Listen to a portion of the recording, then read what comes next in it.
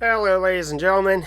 It's Charlie Fibrosis, and I'm going to do something that I don't typically do. But I did want to go ahead and give my opinion on this, and I do have to give a little bit of credit where credit is due. So I'm going to give a hot take. I'm going to give my thoughts on this. I had a little bit of a discussion with some friends of mine who are involved with the sim racing community, more so leaning heavily on the NASCAR Racing 2003 side, mainly because that's a game of choice, and I'll kind of get into that a little bit later on if I remember to talk about it. But this happened back on January 10th, and Austin Oganowski, who is a YouTuber, he races occasionally, like late model stock cars and whatnot in Canada. He was the founder and writer for PretendRaceCars.net, which I thoroughly enjoyed reading those articles. And works as well with the developer, the development studio, the creators of the Project Cars franchise. So Project Cars 1, Project Cars 2, and he has reviewed them.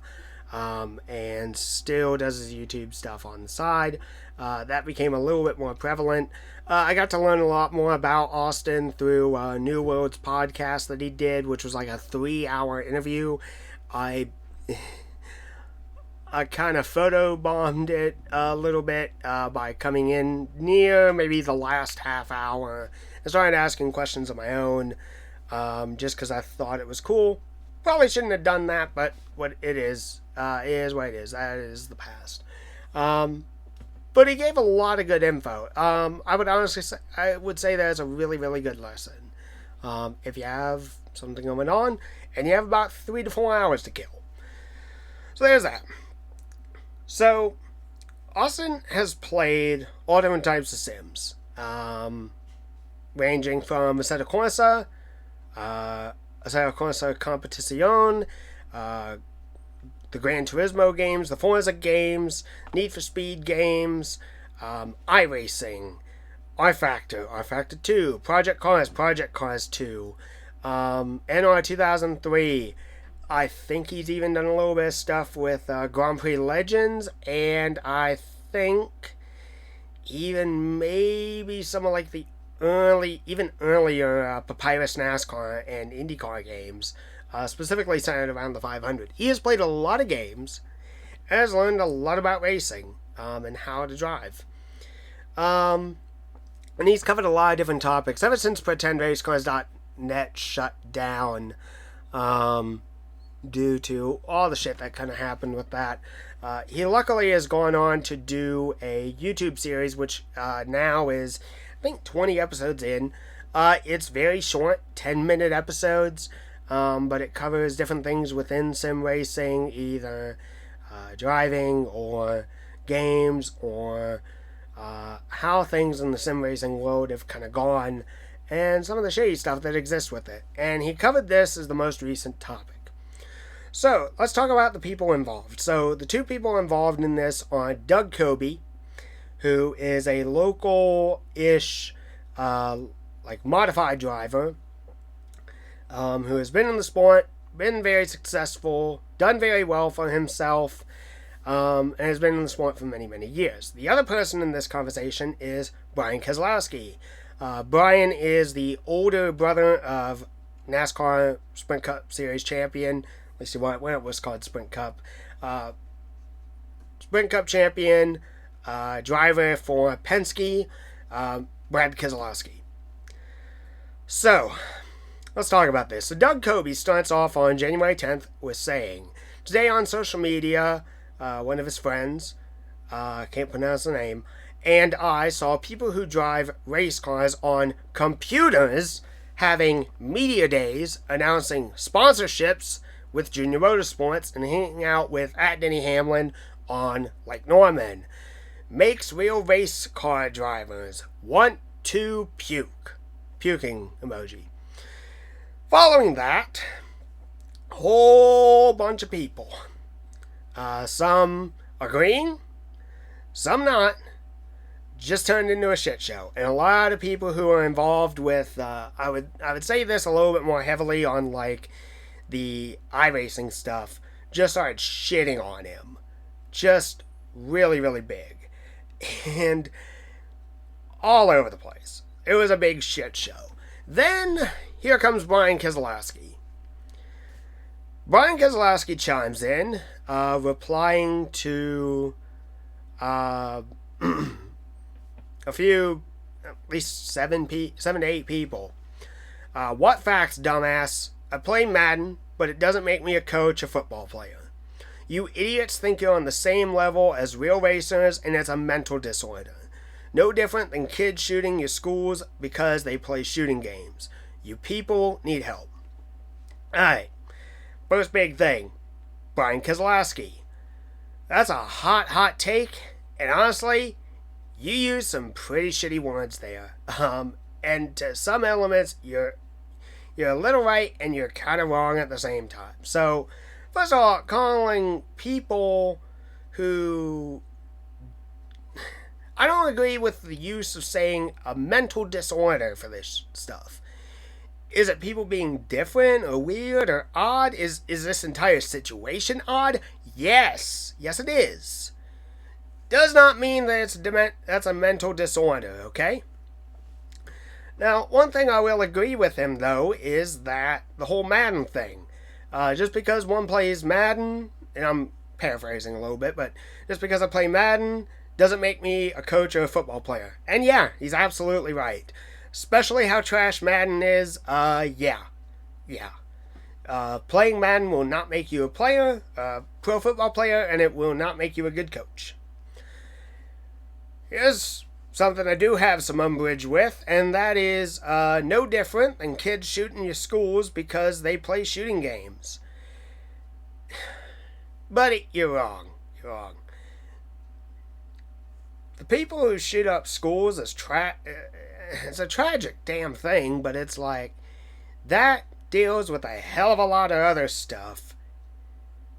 And it kind of sounds to me like he's making the dead statement of, if you play a shooting game, you're going to be a school shooter. No. No. Absolutely incorrect. There's other shit that goes on with people who do extreme violence and stuff like that. And countless studies have shown that video games do not cause violence. In fact, it reduces it. So, a lot of people got on Brian Keselowski, calling him a boomer. I'm not really going to get my sense on like whether he's a boomer or not, but it does get a little bit funny. But this is something I do want to talk about. So, I had a conversation with one of the guys that I run NR 2003 with. And I'm going to state this. Because I wanted to tell you guys what my thought on all of this is. And, you know, just kind of be a little honest too. So, listen. Why do I specifically play NR 2003? Few reasons. Number one, by this point, it's a free game. Okay? No one cares that you pirate the game. It doesn't matter anymore. That game is 16 years old. Doesn't matter. Okay? Step number one. Another part to it. A lot of my friends still play this game. Number three. This is an easy game to get to run on any machine. Okay? I could be able to get this game running on a Dell Inspiron 15-inch laptop and then subsequently play it on a Toshiba 15-inch laptop. I did that for about maybe 2 years when I got the game. I even ran the original disc too. I have a physical copy of the game and I played it off the disc. Once I got my gaming computer built, which, granted, it plays a lot more than NR 2003, especially with the current rig set up. And some of the additional hardware that I've got set up, like my wheel. This game can run and look really, really nice.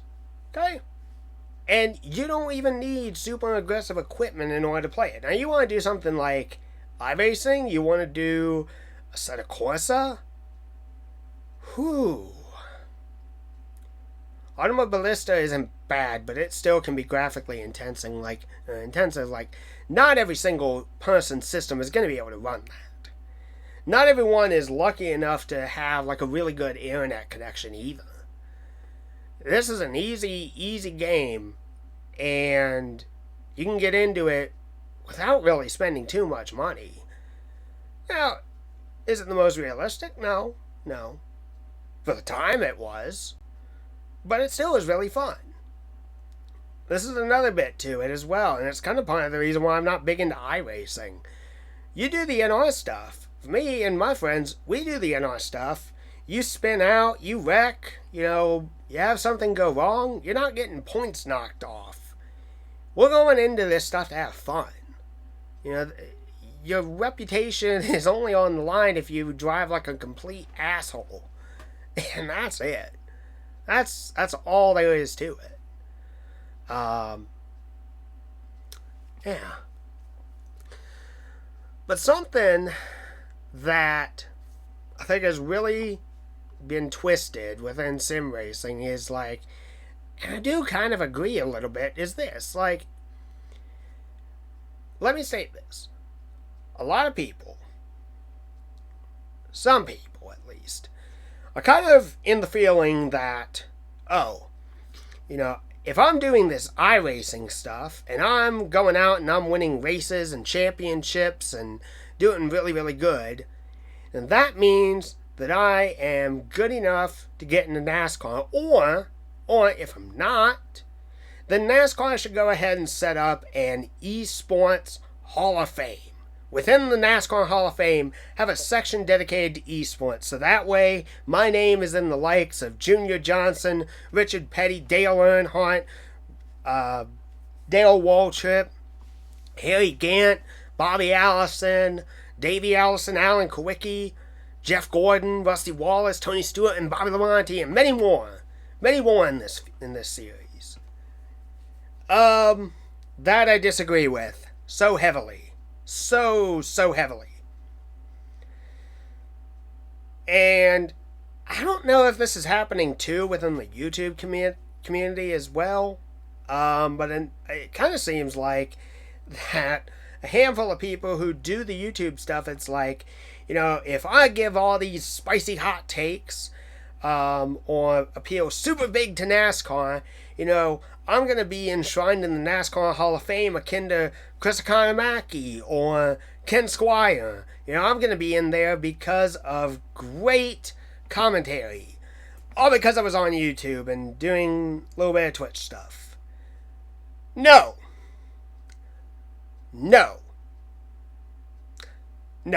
absolutely not. Here's what I will say, though. Racing has gotten super expensive. And not everyone has the money, the skill, even to a certain extent, kind of the luck of either genetics and or family prestige to make it into racing. I'm going to say this outright, like, from the time I was about 5 years old to the time I was 17, I would wish that I'd become a NASCAR driver. I had a hope that I'd become a NASCAR driver. And I never did. And honestly, looking at how I've done racing in just like low-level go-karts, I don't think I'd be good enough to do anything in NASCAR. Okay? I admit that. That's my lot in life. I'm actually pretty damn happy doing IT work. I like that the things I have been able to do in my situation have been positive and good. And I accept the fact that I could not be a NASCAR driver. To another element, I kind of wanted to go into communications, and that's something I still kind of want to do. I've got a few friends who want to become broadcasters, and, kudos to them. But this kind of lines in the same line with iRacing, okay? Let's let me make this clear. This stuff is expensive. So expensive. Not everyone has the money to go and buy a Legends car. Not many people have the ability to not only buy a Legends car, but be able to service it. To be able to get it fresh tires for when they need to be able to make sure that it has gas, to make sure that they can transport it safely from the track, to go then to another track, to be able to budget everything like that. They were drivers and drivers whose families put second mortgages on their houses to be able to fund their sons' and daughters' careers. And then what? You go into the next level, which would usually be like late model stock cars. That's expensive. Then, really kind of after you go there, then you kind of go the line of ARCA, I suppose. ARCA or K&N, and you go and do that. That's expensive, especially if you're not on a team and you don't have a big-time sponsor to pay for all that stuff. If you're good enough, then what do? You maybe go on to the Truck Series, then you go on to the Bush Series, then you go to the Cup Series, and if you're just good enough, you might be able to get a low-tier quality ride. This stuff is ungodly expensive. It is, and it's dangerous, too. Especially at the lower levels. There are drivers like, you look in like the USAC Sprint Car Series. You look at like Shane Meal, for example. You can get injured in that stuff, and that can really cripple you the rest of your life. I want to give another little bit of piece, like Kevin Swindell. Kevin Swindell is a racing royalty of the Swindell racing family. He did a little bit of NASCAR. He did a good amount of sprint cars. But he got into an accident and he is paralyzed. And you look too, let's go to the IndyCar series. Robert Wickens. Robert Wickens was a rookie in the IndyCar series. Gets in a wreck at Pocono. We have no idea if he is going to be able to go back into racing or how long it's going to be until he gets back into racing. It's been probably almost a year now, if not more. This stuff is dangerous and it's expensive as all can be.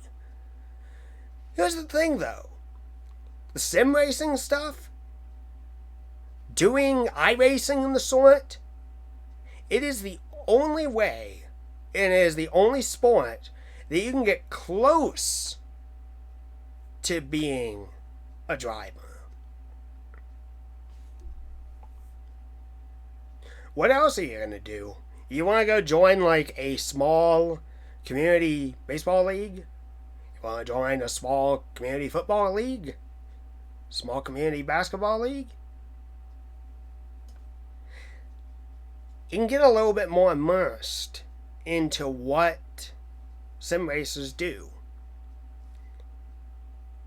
But here's the big thing. I want to go back to something. Remember when I said earlier regarding like, oh, if I am winning races and championships, I deserve to be in the Hall of Fame next to all these great drivers. Doing that alone, you're not worthy. You don't deserve recognition like that. What I will say, though, is if you use it as a stepping stool to get into racing, and then you go the route of doing late models, trucks, Bush, Cup, go that route, and use it as a small supplemental way to get into things, and then you go from there, that's a good thing. That's a good thing. I'm not a big William Byron fan, okay? And my irritation kind of more so has to do with the media being like, well, William Byron learned to drive on a computer game. But the thing is, yeah, he got his start there, but that's not what led him to success. It isn't. His parents were too afraid that if they got him into racing at such an early age, he would get hurt. So he went and did iRacing, which was cheaper, and proceeded to show, hey, I can be a safe driver. And the Byrons are apparently really, really rich, So they're like, okay, he's safe. Let's go get him a race car. And it's kind of gone on from there. And the one thing that I have to say is that to an extent, I do have to ease back a little bit on my criticism just in this element, in the fact that Byron almost won a Truck Series championship as a rookie. And then he goes out later on and he wins the Xfinity championship. Those are not easy things to do. He had really good teams behind him, and he has a great sponsor behind him in Liberty University. But with all the media being pretty much focused around him being a former iRacer and still doing iRacing now, that's what kind of bothers me, okay? It's not really necessarily, William Byron's fault, it's the media. The other thing is, and this is a really good point that Austin made, was this. iRacing's model is pushing after this, okay? They're trying to do this stuff. Like, they're marketing themselves. They've been marketing themselves more or less since day one, that they are the most realistic simulator out there. And they get hot press because a NASCAR driver or famous drivers go and use their service. Not all of them end up being like sunshine and rainbows. You look at like Scott Speed getting banned from iRacing for a while. But then you have glittering endorsements from like Dale Earnhardt Jr. from a handful of years ago. And the fact that he still is doing iRacing to this day, that's big celebrity marketing there. And to kind of give a side tangent here, like, whole esports stuff, I personally think it's stupid. I really, really do. The thing is, okay, I'm too old to really get into this stuff. And a lot of the games that aren't esports, I have no interest in whatsoever. But you look at how the racing aspect of it goes. Yeah, I mean, the teams are doing this. iRacing is doing this. It's not like a whole bunch of sim racers decided to get together with no funding or whatever and was just like, you know what? Let's start an esports team. No. Teams and sponsors came to them with this. iRacing came to them with this and was like, we're going to have this cool thing. And you have the Peak Antifreeze series. I find... Oh, God. I just find this hilarious. The whole entire realm of esports, especially surrounding NASCAR Heat 4, is laughable. It's hilarious that they are even trying. I don't hate NASCAR Heat 4. I don't even really hate the Heat games all that much. They're kind of buggy, and there's elements of stuff that sucks, but on an offline basis, it's not that bad. But it's being marketed, and their multiplayer has now been renamed as esports competitions and whatnot. No. I don't see the point either. Like, they have competitions. Like, there was a competition with, like, that 704 game set up that was like, the grand prize or the series finale for this esports competition is you go to I think Daytona International Speedway. You get to go to the race and you I think get a t-shirt and a check. And I'm looking at them and they're all using controllers.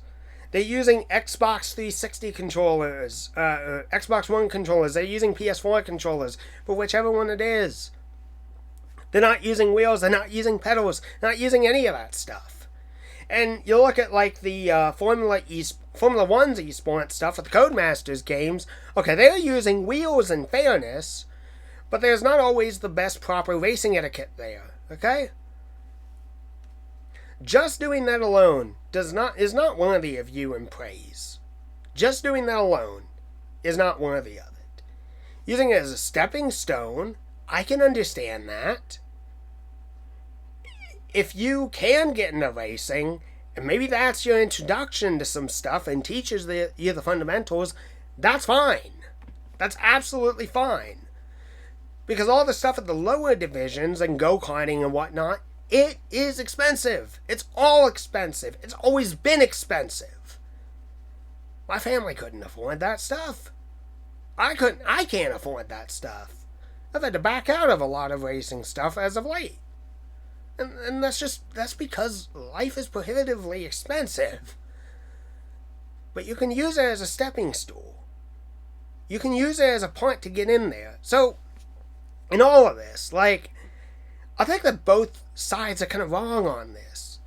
I think that, just with the big push, just to kind of, I think it's also a little bit of element of racing, trying to catch up with this big esports, which is just a big freaking buzzword. It's just a big buzzword to bring people in and get them to play their game and spend money on microtransactions and all this other stuff. It's stupid. It's so stupid. But racing is also just very, very expensive. I think what is said, to an element has some merit, but it was also very, very tough. And very stupid, too. Brian Keselowski especially. I think that was really, really stupid, especially with the way that he said it. But to all the people who are also big into iRacing and big into these esports and everything else like that, just because you play a racing game does not mean that you're a race car driver. I will get on your level, though, if you do get into actual stock cars. If that is something that helps you progress, and you have the funds to be able to go and do that, that's fine. But but if you are only doing it on a computer and that's it, no.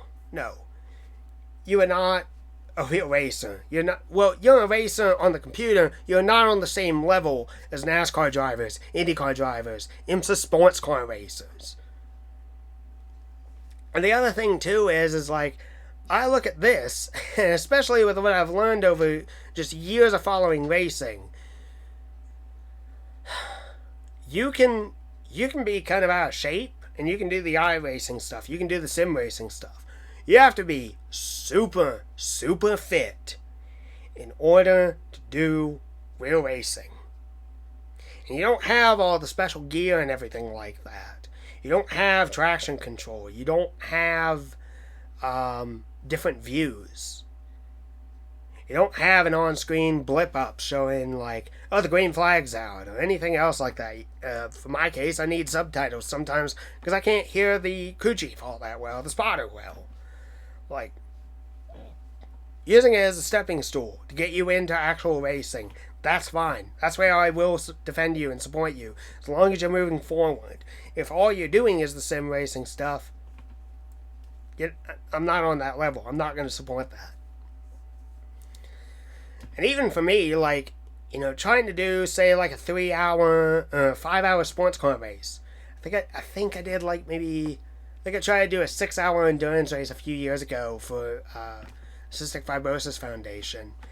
And I was worn out. I not only got penalized for that just because I ran off the race course too many times in Project Course 2, but I got tired. And it's not 110, 120 degrees in my room. It's nothing like that. So, and the one last little thing, it's why are you supporting the real racers, or why are you not supporting the sim racers, or why are you yourself not doing it? Pretty simple. I'm too cheap for it in certain senses. I don't really like doing iRacing anyway. And I'll admit, I've kind of thrown myself into the madness for a little bit of fun.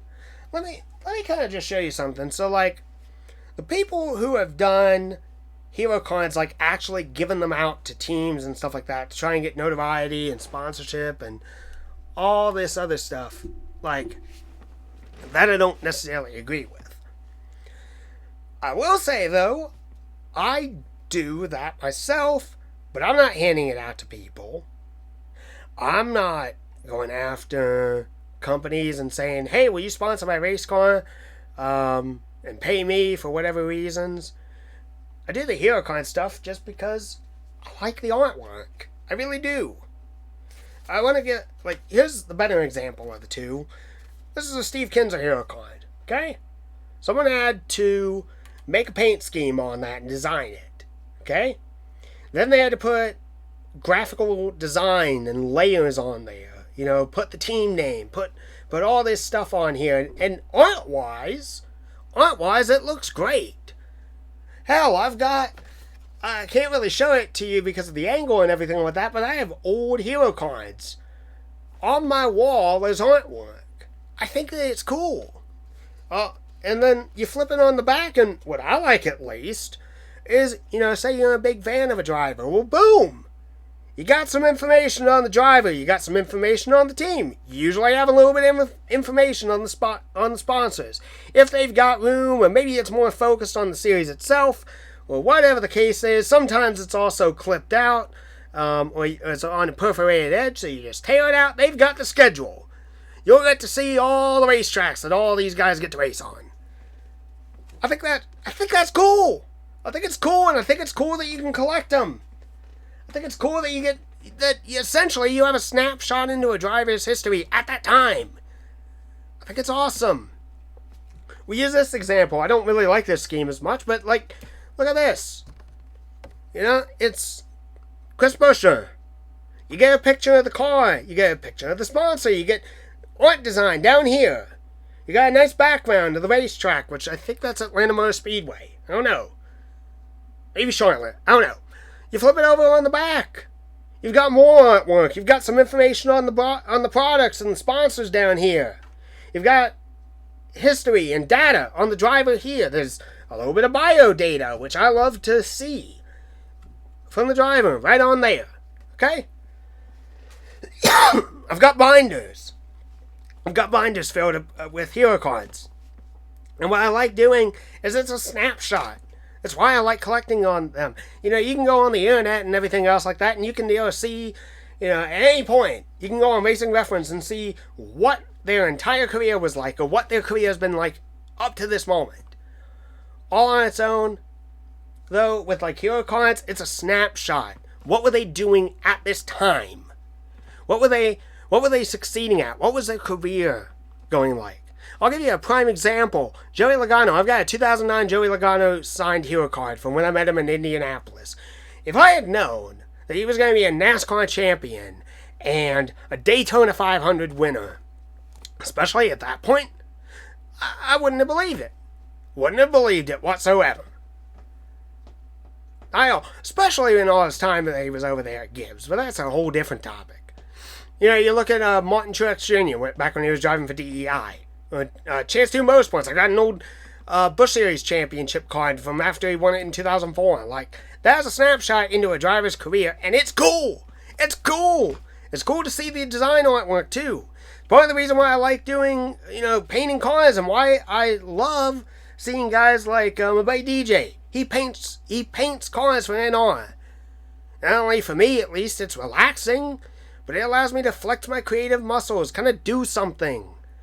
And it's involved in something that I'm passionate about. There's groups on Facebook and whatnot that are design pages from NR 2003 to iRacing to whatever else. And there are some really, really cool paint schemes.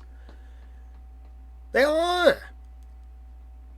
At the end of the day, simply a lot of us, I think a lot of us who are of level head, are just doing this because we want to have fun. We look up to the drivers. Now, it kind of sucks to a slight extent that,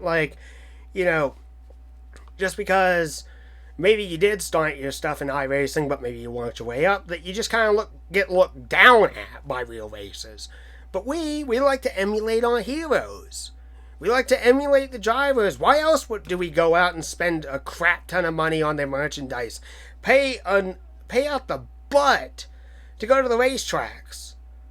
Pay to go see some of this stuff. Buy the games. Buy all this expensive stuff. We like the drivers. We like the sport. I think that more than anything, that sim racing gets us a little bit of a chance to kind of get our hands into it. I don't think we're really going to be able to ever get the whole experience just by doing computer stuff. I get that. And people need to understand that too. And people who are only doing the iRacing stuff and like that need to realize this as well. I don't really know what to say. It's kind of a shitty situation all around. You got people who are like have found themselves in an exciting delusion, in an exciting fantasy that they will be the next Jeff Gordon if they just keep playing iRacing and forever and ever and ever and everything else like that. Kind of sucks too on the older drivers that their thought is essentially if you haven't started from the very bottom in go-karts and worked your way up physically and able to have enough luck, privilege, and money in order to be able to get to that, to get into the big series, then you're not a real racer. That's a shitty attitude to have, and it sucks. Both sides of the coin really suck, to be honest. And the way that people have acted towards one another has sucked too. I do this stuff for fun. I do this to get a little bit more connected into the sport because the on-track product can sometimes be pretty unbearable to watch or pretty difficult to watch. I like being able to have the freedom to be able to create, using my mind, using technology. I like to be able to hang out with friends. I like to be a little bit closer and learn some of the history of the sport. And in 2003, I would consider like an encyclopedia of NASCAR history with all the mods associated with it. Pretty much, you've got every single year in NASCAR racing from 1969 and 1968 all the way to present day. That's pretty incredible. And that's something that you really don't get to experience. I don't know. It's a lot of shit that's been going on over the last while. And, you know, I indulge in the madness just for a little bit of fun. But I'm not serious about it. So, I don't know. All I gotta say is, like, pretty much, if your goal is, like, trying to do the William Byron route, and that is get some of the basics down and everything like that, work your way up, and you got the money, you got the talent, you got the privilege, you got the connections, you got all that, and you actually can make it. Especially in this day and age. I'll go real quick into this. A lot of drivers, a lot of young drivers are getting into NASCAR. And it kind of sucks, just kind of based off of economy and basis off of the expense of the sport.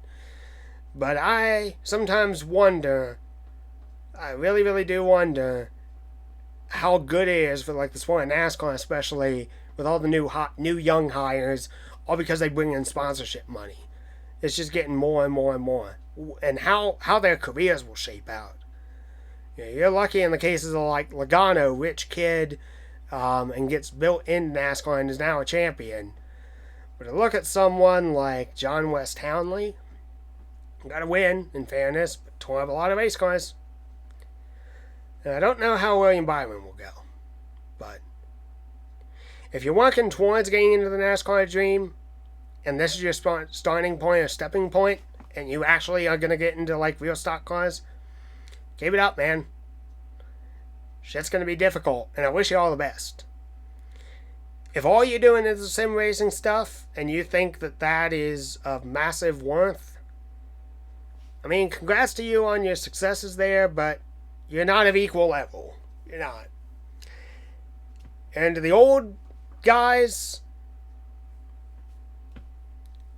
I don't know what to say, really. Ease up on people, I guess. You know, not everyone is in this giant delusion of just because I play this game equals that I am the best and I will beat everyone. And that I will be the next Jeff Gordon or the next Jimmy Johnson. A lot of people are just doing this stuff for fun. I'm one of these people. My friends, we're all doing this stuff for fun. We've all got different career paths and goals and ideas and stuff that we want to do in life. Well, that's it, guys. I don't know if that really came to the best conclusion, but like I said, bit of a hot take, kind of a ramble, but anyway. thank you all for watching. Hopefully I don't have to do something like this again. But if I do, it's not a better situation. So, alright guys, talk to you later.